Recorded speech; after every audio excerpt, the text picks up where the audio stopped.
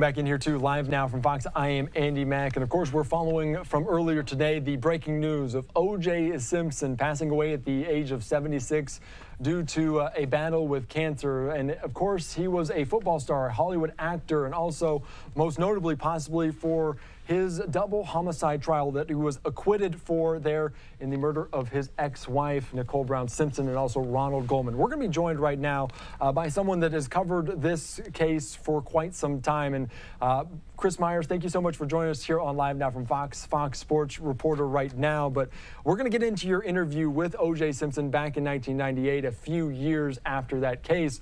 But what was your initial reaction when you heard the name O.J. Simpson and that he had passed away earlier today?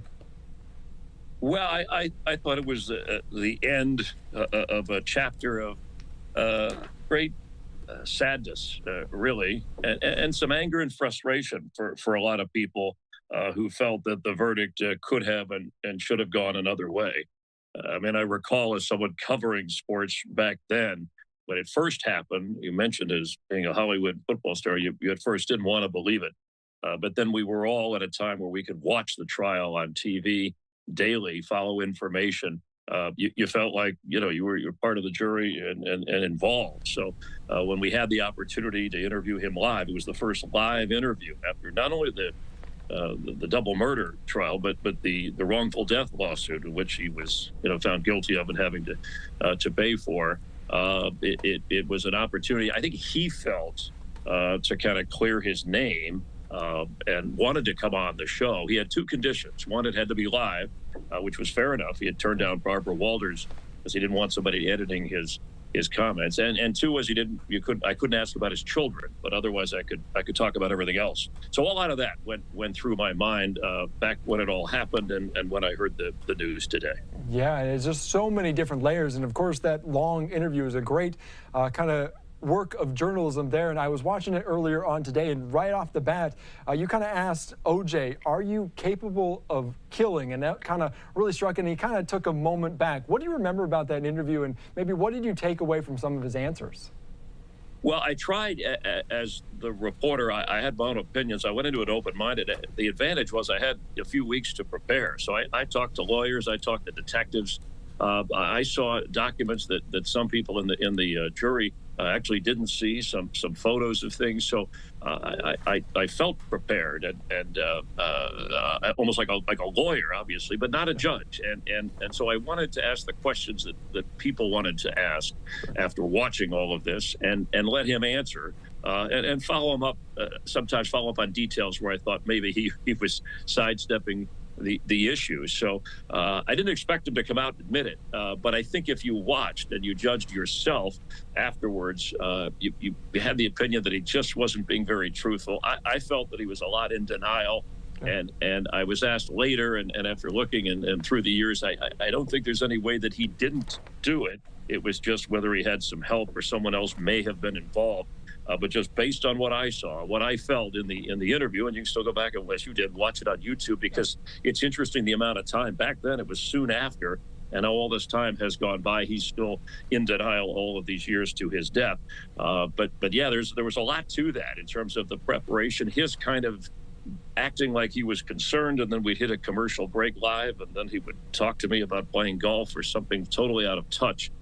So it was a little bit awkward at times, and he tried to be a little bit intimidating. I mean, he was respectful, but certainly kept going with the questions. It was supposed to be just a half-hour live. We ended up going almost an hour because it was that compelling.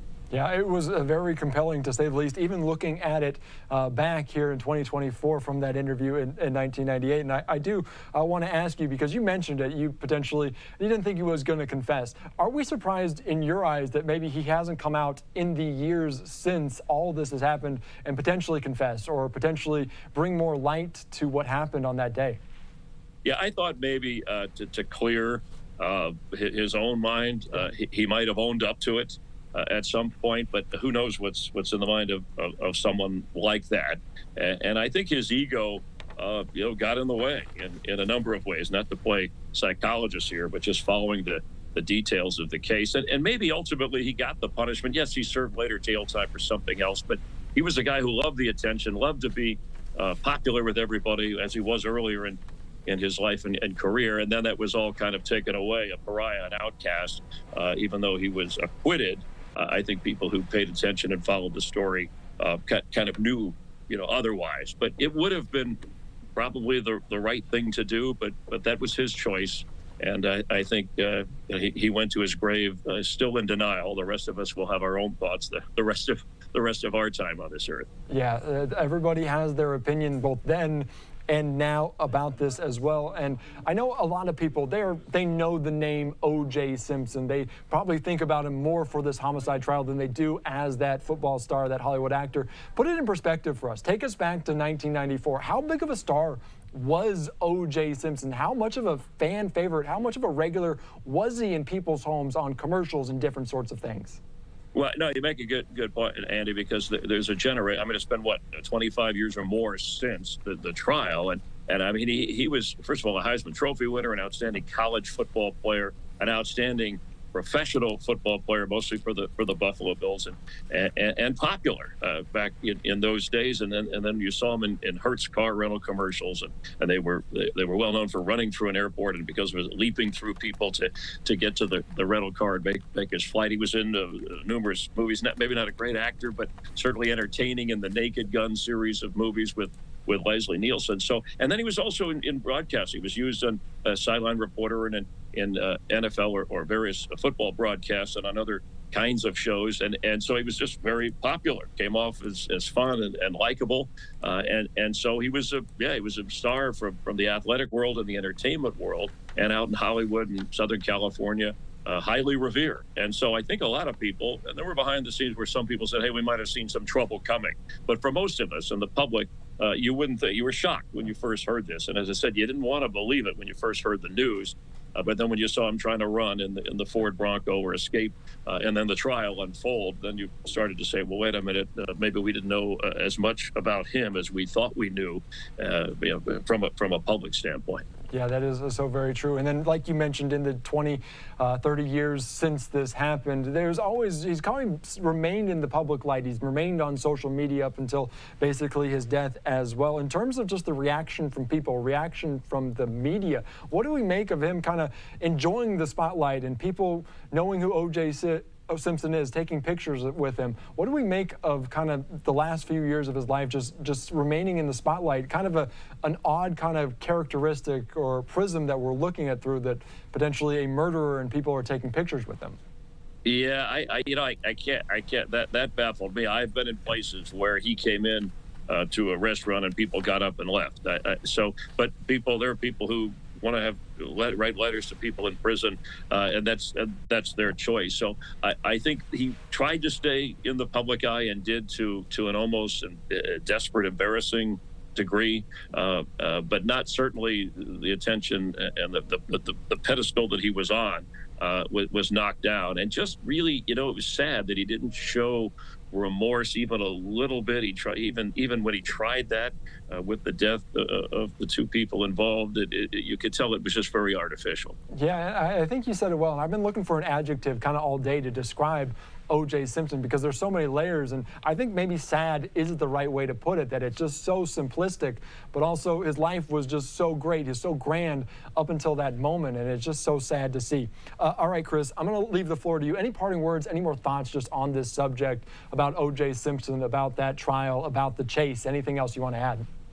Yeah, I think people should pay attention when they have an opportunity to a trial to the details and go in open-minded and assess for yourself. It's important if you're on a jury to stay with the case and not get caught up. And that was probably one of the distractions with the case, that so many outside factors seem to affect and the reality of the crime involved. That the actual, for the actual trial kind of got lost, which is why in the wrongful death suit, it wasn't televised. There wasn't a lot of theatrics, but he was quickly found guilty, and that within a matter, it was unanimous. I mean, it was so.